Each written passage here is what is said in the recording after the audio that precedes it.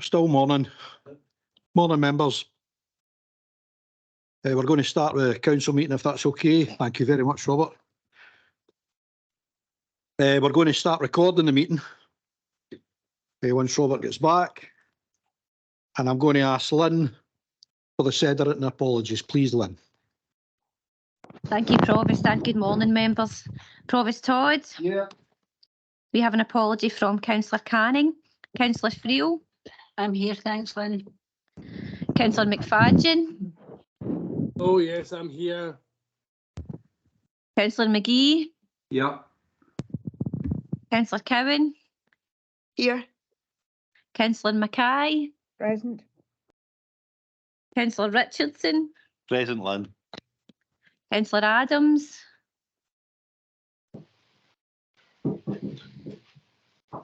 Councillor Adams, have you frozen? We can see you online. I'll come back to that one, Provost. Councillor Jones. Present. Councillor Linton. Here. Councillor Reid. Here. Councillor Barton. Here. Councillor Boyd. Here, Lynn.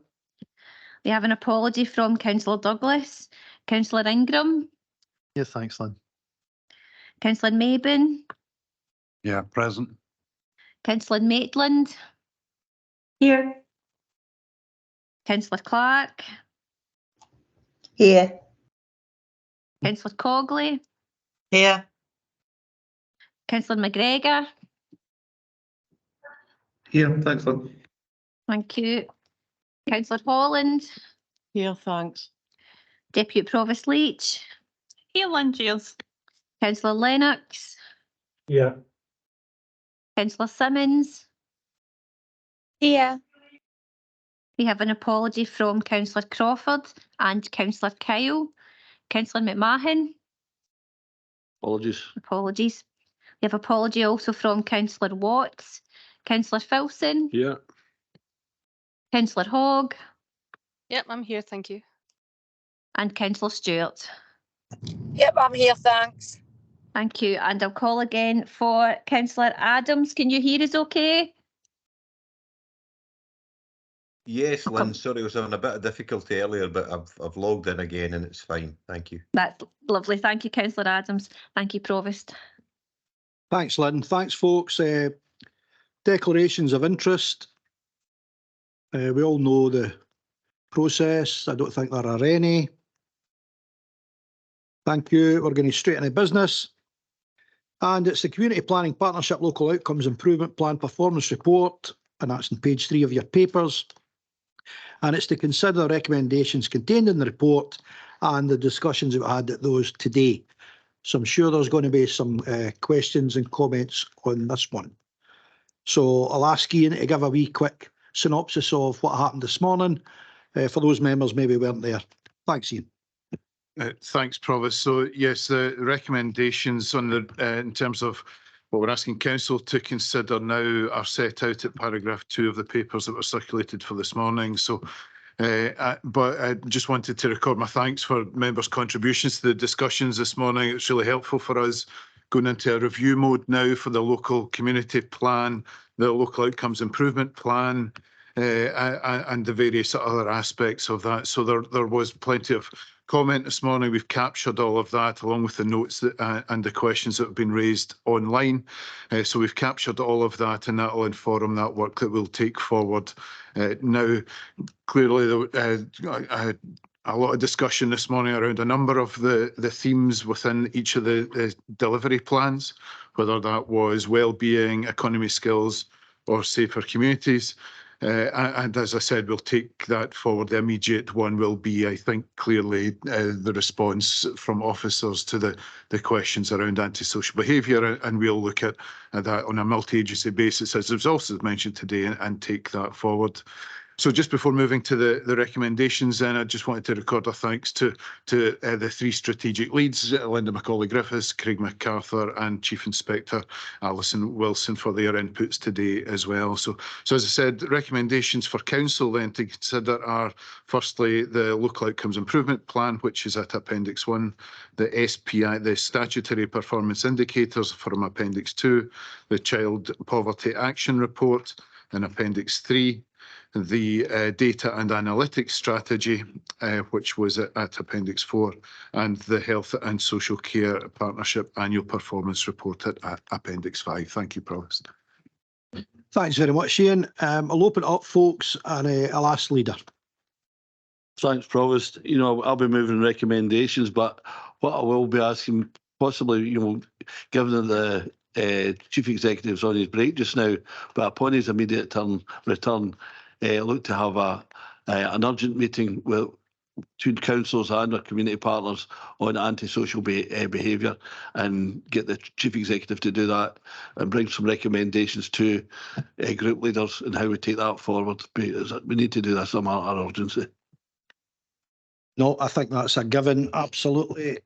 We need to get that logged off, but there has to be real outcomes, as you say, Leader.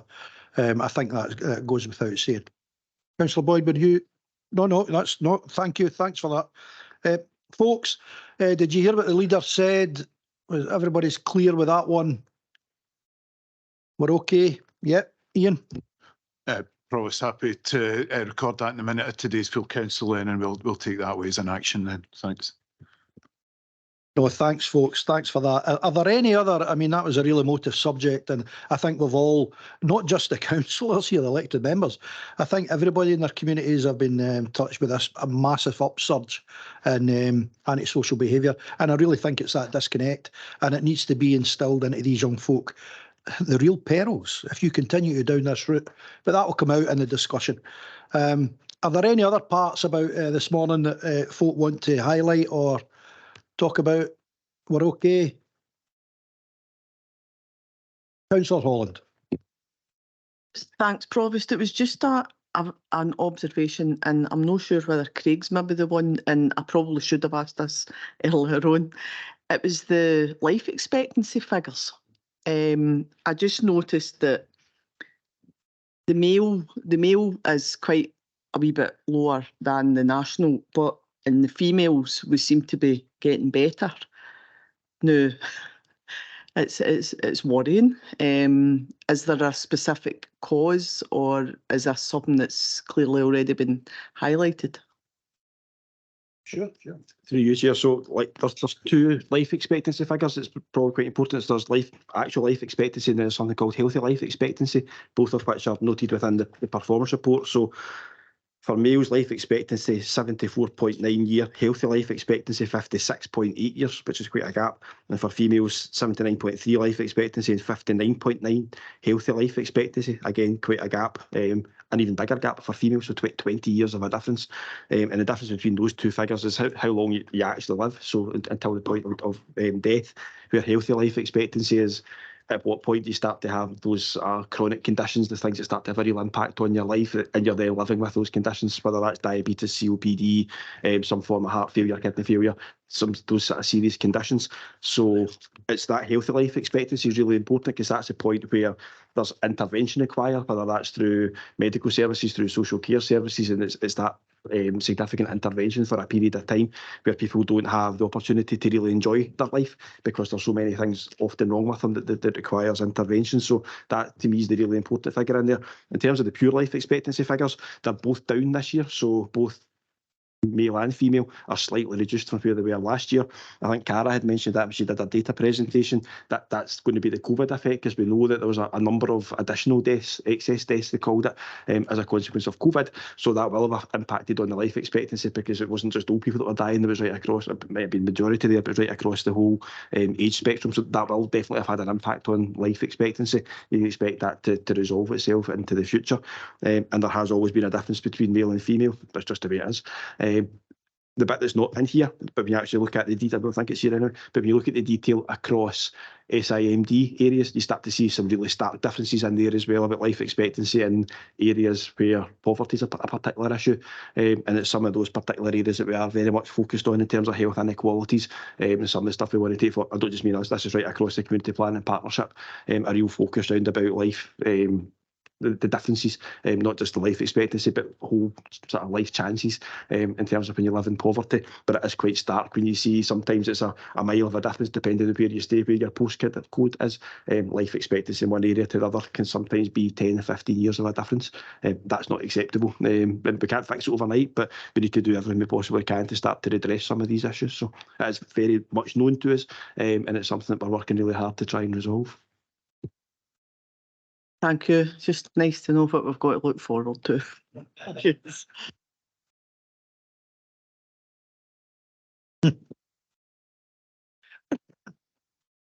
Yeah, absolutely. Councillor Richardson. Oh, it's just to say, it's a very good point made, Belinda. I think this is where education in the schools comes into this. I mean, here I am speaking as a 50-plus overweight male who's just enjoyed a Rome sausage for his lunch. But I actually think that, it's education, isn't it? Because a lot of this is down to the West of Scotland diet, isn't it? We don't eat the healthiest in the West of Scotland. And if we can get the wains off of the rolls and sausage and onto something a wee bit more, Mediterranean, like fruit, pasta, all that kind of stuff, then that'll help. In the long term, hopefully these figures will improve. But I think we really need to, it's education, isn't it? That's what it boils down to. Yeah, I totally agree, and I'm delighted that our schools went down that route years ago, and some of the healthy food that's absolutely delicious in our schools, and a lot of it locally sourced. Linda. Yeah, through you, Provost, exactly what I was going to say, Councillor Richardson, in regards to the provision of meals within schools. Those follow the Schools Nutrition Act and indeed are part of school inspection, believe it or not, in terms of that being the case. And again, I think just in the spirit of collaboration, so proud to work alongside a very innovative school meal service with Mark and Andrew and Chris and others who, work with our catering teams out there to provide those. The education, the curriculum in PSC is really clear on this in regards to, both exercise and the types of diet as well. But, also, as you'll have seen at the climate change conference on Monday, that whole piece around about, growing and that being an activity in which the young folk might want to engage by growing their own food and then eating healthy. So the provisions are very much there in the school sense, but there's also a great deal that can be done at home around about guiding those young people. It's a bit like the antisocial behaviour piece. There's also a huge amount around about home circumstances and what could be done there to cajole young people into other choices that are healthier to make in the longer term for them. So I hope that's helpful. Well, thanks for that, Linda. Absolutely right. Councillor Jones. Thanks, Provost. And it's really just the back of Councillor Richardson's comments in regards to obesity, we'll say, across the nation. He's absolutely right. The West of Scotland diet really does contribute towards that. But when you think about the sugar tax, that was aimed at reducing obesity to ease up pressure on our health service. I mean, the money that's coming in for that, what I would have liked to have seen was to make healthier foods a lot cheaper, to make diets healthier for people. I'm just wondering if there was anything as a council that we could do to try and pursue that.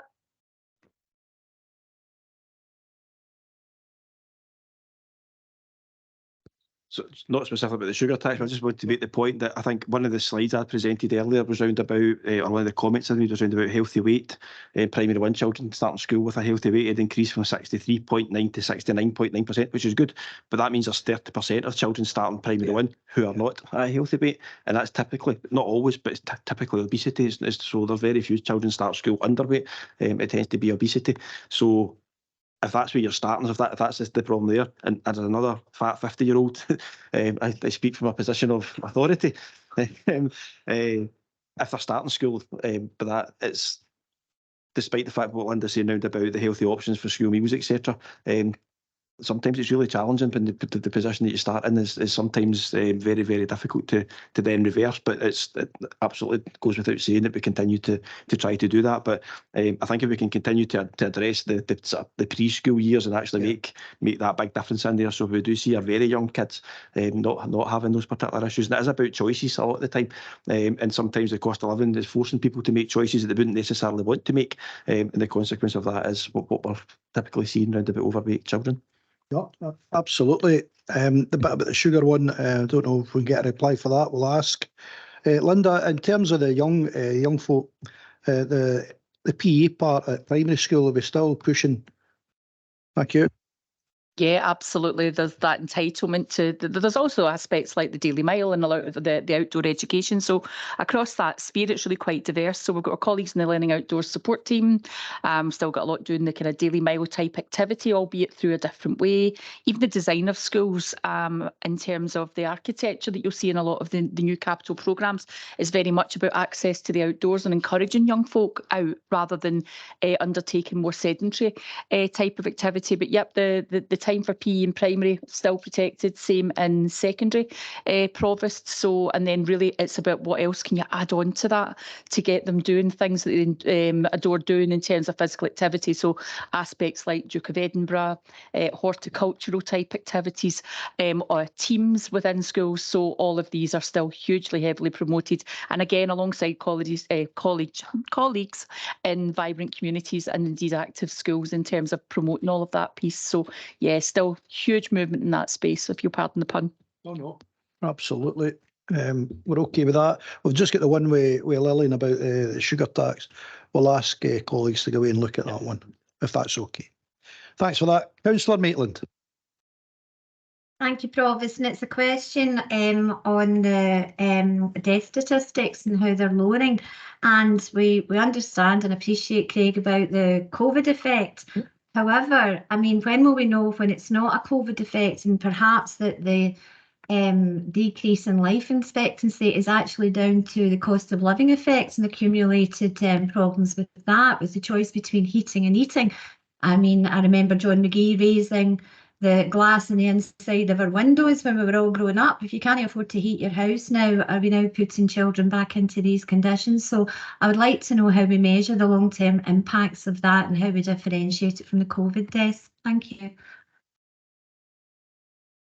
So clearly, this is an indicator that we keep under close review. So, and there will be factors that impact on it. So clearly, COVID was one such factor. And I think we did see, and it was reported often round about excess deaths, and that was a very unfortunate term, but that's how they described it at the time, that was how they tracked the COVID deaths for a period. So there was an opportunity to actually correlate the two of them in there. Going forward, we won't have that same opportunity around about cost of living. But I think what we'd anticipate if this is a blip due to COVID, then we'd expect the life expectancy to start to increase again. If it doesn't, then clearly we'd want to try and understand and get underneath and find a rationale around about what is actually driving these figures. And I do take your point, Councillor Maitland. If people are making difficult choices around about it, then it can have an impact on their broader health and well-being, and ultimately that could potentially have an impact on life expectancy as well. So I don't know how we would measure it, but it's certainly something we'll very much have on our radar, and probably maybe through these teams in terms of that sort of data strategy and how we actually unpick some of the data and understand and use it better. So somebody said at the start we measure everything, so there'll be a measure somewhere that we can, I dare say, tap into to allow us to start to track this and make some sense of it. Thanks. Craig's right. It's an area we're looking at, and on page 48 of the LOIP, the appendix with some of the measures in there, in addition to life expectancy having an indicator, we also have an indicator around premature mortality as well. Those figures only take us up to 2021. So the point Councillor Maitland makes is very good, because what we want to see is what is coming out now. So the more up-to-date figures and understanding what sits behind them. So that's why we've got it as a measure within the LOIP as well, Provost, and it's an area we will be looking at as more of that information does become available. Thanks. Appreciate that. Okay, Claire. Yep, fine, thanks. Thank you. Councillor Boyd. Thanks, Provost. It's interesting and it looks really pleasing. The unemployment figures have fell from 6% to 4.2% in the year that was in the data. Maybe I'm being a wee bit idealistic. I would hope they should be falling towards near zero, given we can't fill a lot of positions in jobs. You know, I know somebody in Kilmarnock who's trying to open a pub, but he can't get bar staff. So, and this is a historic problem. I was actually going through the 1968 Borough Kilmarnock Council book, and Kilmarnock was a thriving town then. The kind of statement was you could work in maybe Glenfield and then leave on the Friday and the Monday get a job in Johnny Walker, etc. But when you look through the minute book of the Borough Council, unemployment's sitting at 4%. So, and the council was actually calling it a crisis, even though there was all these jobs available. So what I'm just thinking is, when you get round to about 4%, there's that kind of, after that, you know, how do we reduce it further? There seems to be just a small percentage we need to try and persuade to get into the workplace, because we hear all these vacancies, and as I say, maybe I'm being a bit simplistic here. We've got all these vacancies away down in the south of Scotland in catering, hotels, etc. You know, why can we not fill these positions as such, you know, if there's unemployment again? You know, it's just a point I make. I'm pleased the figures are down there. And just a wee point I picked up on what Linda was saying there, just about health eating, etc. and activity. Lost the learning outdoor support team. I was part of that, and it's brilliant. But I'm picking up that staff numbers have been cut and it's kind of been reduced in size. I'm a wee bit worried things like Heritage Hero, Duke of Edinburgh, John Muir will be affected. You know, we're wanting more activity. So that's maybe just a sub question for Linda, just what I picked up on there. So thanks. I think, Councillor Boyd, you make an exceptional point in that space, and a lot of the lost activity was funded by the Scottish Attainment Challenge, and obviously, as you know, we're in a decreasing funding model where that's concerned now. So there have been some staff who've moved on from that service. However, the awards themselves are so well embedded now because of the innovative and strategic work of Lost in setting them up, that schools know where to get the support and are much more self-sustained in that way, particularly around about Duke of Edinburgh, John Muir, Heritage Heroes, because so many of them have done the awards. So there's still the level of expertise there for staff to tap into via the remaining members of the Lost team. But I would need to just agree with you that it is a shame that those numbers have had to reduce in respect of reducing funding for the Scottish Attainment Challenge. Thanks, Provost. Councillor Boyd. So yeah, it's helpful to highlight those numbers there. So actually, as much as we are sitting above the Scottish average for unemployment currently, and have done it against our baseline, we've actually improved relatively compared to the rest. And that, I think that has been down to, you know, the work we heard earlier on about the growth deal, the work we heard also about the workforce strategy, the partnership working with the college, University of West of Scotland, etc. So as much as 4.2 is a reduction from, you know, it's positive. We're still above the Scottish average, but when you look at, you know, how far we've dropped, it's actually a better position for us than nationally. I think it's an area that we look at again constantly with our partners, and that figure does become available more regularly, and I think we would like to probably share some of that as well, just when that fluctuates again. So, but there are challenges within it, and I know that. I think that's the point you were making. So it's certainly not lost on us. Thanks, Provost. Okay, no, thank you, good points. Councillor McGee. Aye, thanks, Provost. Just going back to life expectancy. I think we're kidding ourselves on if we can try and explain that award just be education and sugar taxes. Again, there's a lot of underlying issues of why somebody in Alton Hall Road lives 10 years less than somebody in Dundonald Road. And it's not just down to education or sugar taxes. We're facing, in the last 13 years, we've seen the biggest transfer of wealth from the public purse into private hands. And austerity hasn't helped us either. So it's not just about education. Again, we're a council, we've got to do the best for the folk that we're representing. But if we ignore what's happened for central government, then we're on a sticky slope. Thank you. No, that's fair. Councillor Mackay. Thank you very much, Provost. I wanted just to make the comment that, you know, there are real positives in relation to our young people.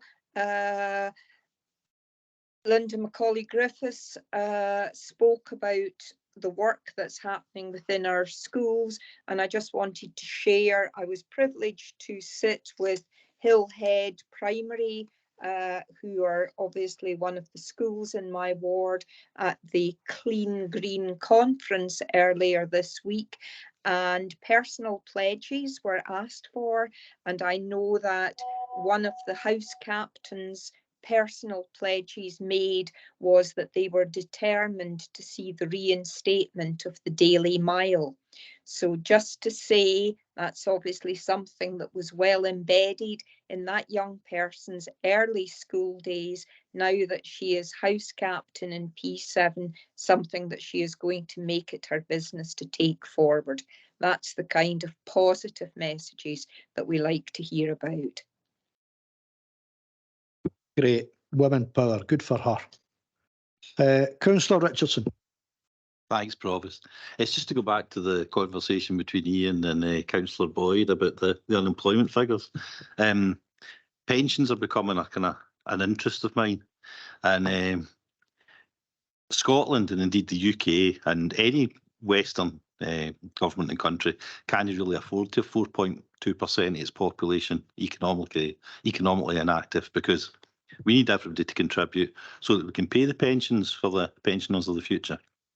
So I was wondering if there's any way we can get at stats to break down that 4.2%. So where I'm coming from in this is, how many of those 4.2% of people who are currently unemployed are what you would term long-term unemployed? Now, personally, I would term that to be probably 12 months or longer, because we get anecdotal information. You know, people come up to you in the street and say, oh, you know, he's for such and such a family, he's like third generation unemployed, you know, so you get all this kind of stuff.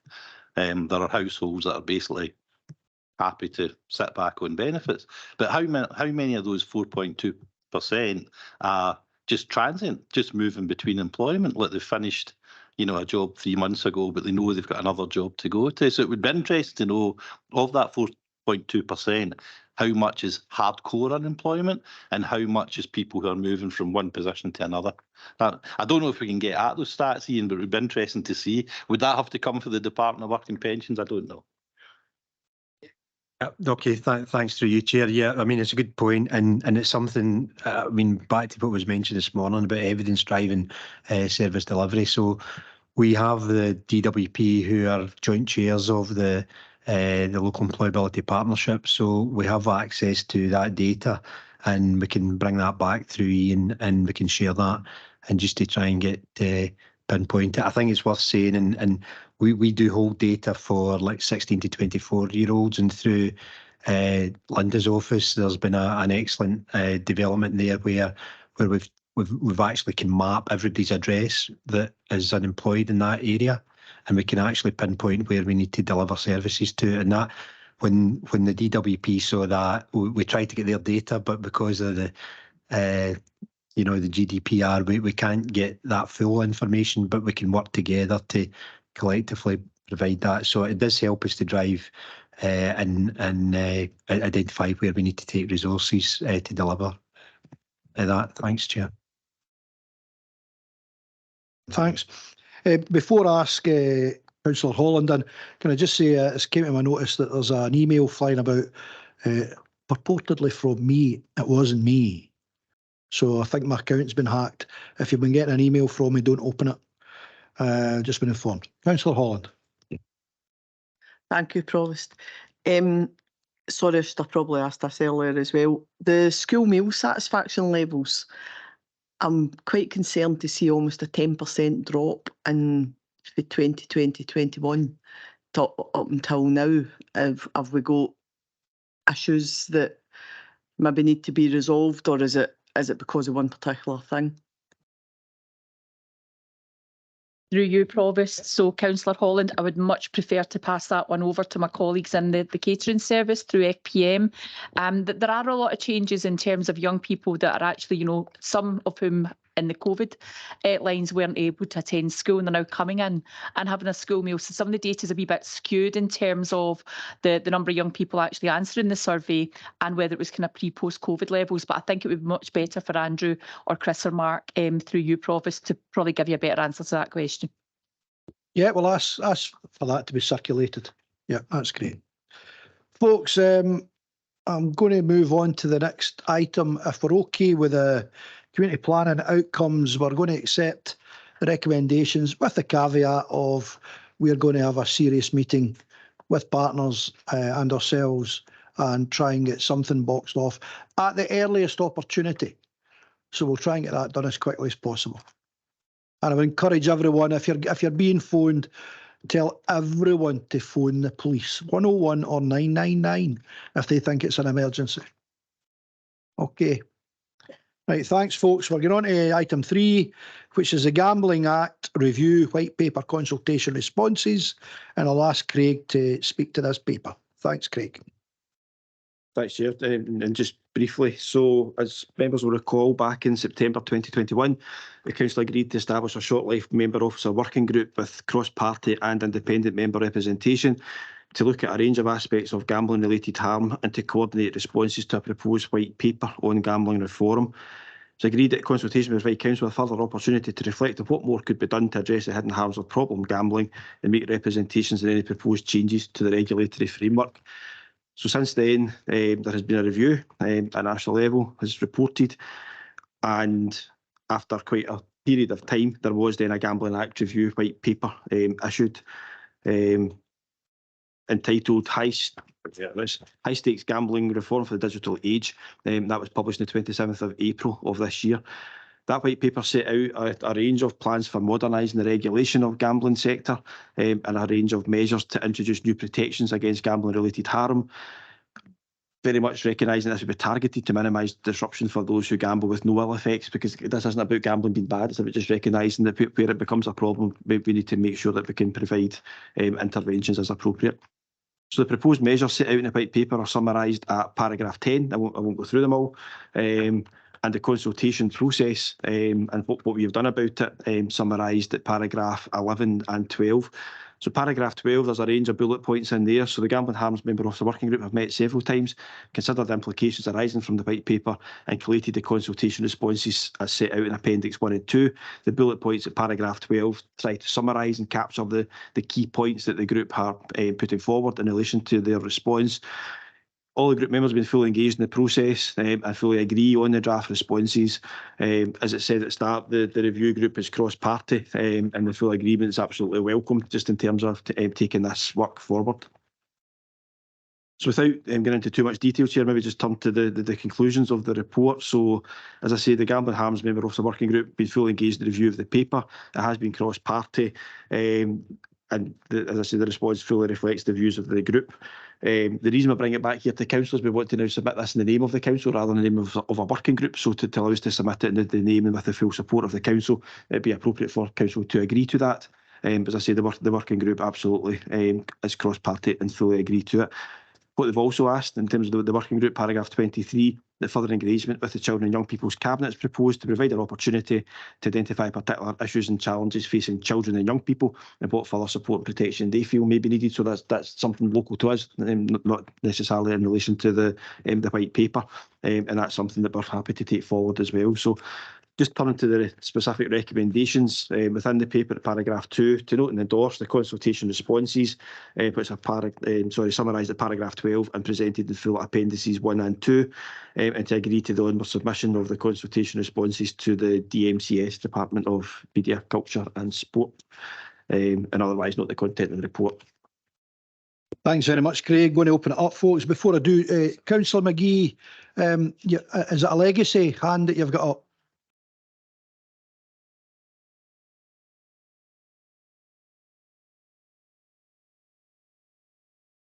Must be. Yeah, sorry, Provost. Yeah.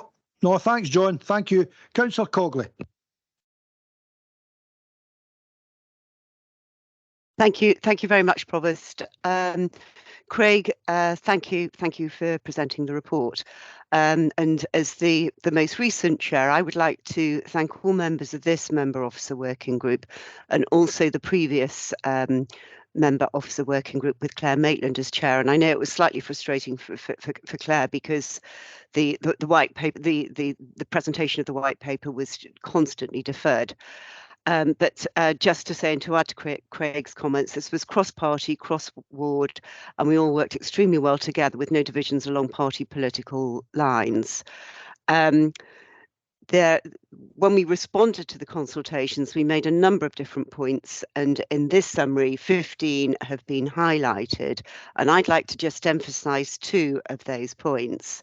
And the fourth bullet point is that we've asked for a further review of advertising and marketing through handheld and digital devices. And this is particularly where they were targeted at younger people and children who we deem to be particularly vulnerable to this kind of rather sinister advertising.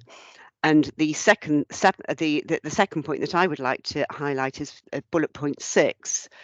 Where the reality is that we don't consider land-based gambling as the main issue in respect to problem gambling, and we were more concerned with the unrestricted and unregulated online gambling, and again, particularly where this was directed at children and young people. And delighted to emphasise paragraph 23 of this report with the onward work that we would like to pass on to the Young Persons Cabinet. But thank you everybody for the work that's been done in this particular working group. Thank you. No, thank you. That's some great points here, and great work for that subcommittee. Well done. Councillor McGregor, is this good news you're giving us? No updates on that point yet, Provost, but any day now. I just wanted to say thanks to Councillor Cockley for chairing the group and everyone that was involved in it, and obviously those who came in the groups before. I think it's been a real eye-opener just how much gambling is a problem and how it kind of permeates every aspect of society, especially preying on those that are most vulnerable. The real eye-opener is I think Councillor Cockley kind of touched on it, these seemingly innocuous online games for children that are almost schooling them in betting algorithms and things like that, that it will just be a seamless transfer from playing a wee game to becoming hooked on digital gaming forums. So I'm really glad that this group got together and we've put something forward, but I imagine this is something that's just going to keep coming back and coming back. So thanks to everyone, and I think it's absolutely right that all the councils get to have a look at this and hopefully take something positive forward. Thank you. Oh, great words. Wish you all the best in the upcoming weeks. Yeah, it's absolutely incredible that you've got a comment after every advert and it says, when the fun stops, stop. Wow, that's real policing. Folks, we're happy to agree with the recommendations. Oh, sorry, Councillor Ingram. Thanks very much, Provost. I just a quick question. Obviously, I can see by the conclusions that you're wanting to open up and ask the Children's Cabinet, to Children and Young People Cabinet, to have a look at it from their perspective. One of the things that kind of jumped out at me was online gaming. So normal online games, you can do in-game purchases, and a lot of these in-game purchases can be randomly generated. So you might need to continually try to upgrade a thing for your character. I just wanted to ask if that was something that the group had looked at, and I definitely think that if it hasn't, then that will be flagged up by Children and Young People. No, that's a very fair point, because some of these online games are enticing money out of folk. I've heard the horror stories for parents where their children have racked up a lot of money. I don't know if that's any aspect of the group. as Sally was the previous convener of that group. Did you talk about that, Sally? Yes, absolutely, we did, and that's why we want to refer this to the Children and Young People's Cabinet, because we were all acutely conscious of exactly the type of issue that that Neil has raised. I mean, that's sort of hit the nail on the head. It's and the insidious advertising that then takes children from playing a game actually into gambling, and this is what we would, and this is really where we think the major problems are, and this is what will get people hooked. And we'd like, but it was rather outside the remit of this particular group to look at that. But this is why we would like this to be referred further to our young people. Craig, I don't know if you want to add anything to that. No, thanks, Sally. You're way ahead of the game. No, well done. Sorry for the pun. Craig? No, I don't think I'd want to add anything specifically to it, but I think we did recognise there was real challenges round about it, certainly discussions I was involved in. I suppose this is the specific response in relation to gambling, as the name suggests, is sort of bound by the specific recommendations and things within there. But I think through those conversations, did absolutely recognise there's a whole range of wider issues, particularly around about the prevalence of the presence. The online stuff is just a real worry, whether that be a referral to a gambling site or or as you say, to insight purchases, etc. So I think we did recognise there's absolute concern there, and I think it'd be good just to hear the views of our young people clearly, and if there's anything they think we can be doing about it, then I think as a council we'd want to take that forward as well. No, I think good recommendation to go to the Young Folks Cabinet. Yep, good. Councillor Maben. Yeah, thank you, Provost. It's just I've come across something I don't know about, so I'm asking somebody to explain, please, on the appendix. Page 21, it's question 27. There's a 50-50 rule and there's category B, C and D machines. Can someone explain what that means, please?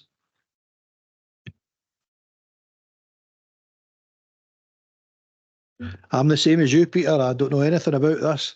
Has anybody got an insight to that, or will we ask? Oh, there's Sally. Yep, thanks, Sally.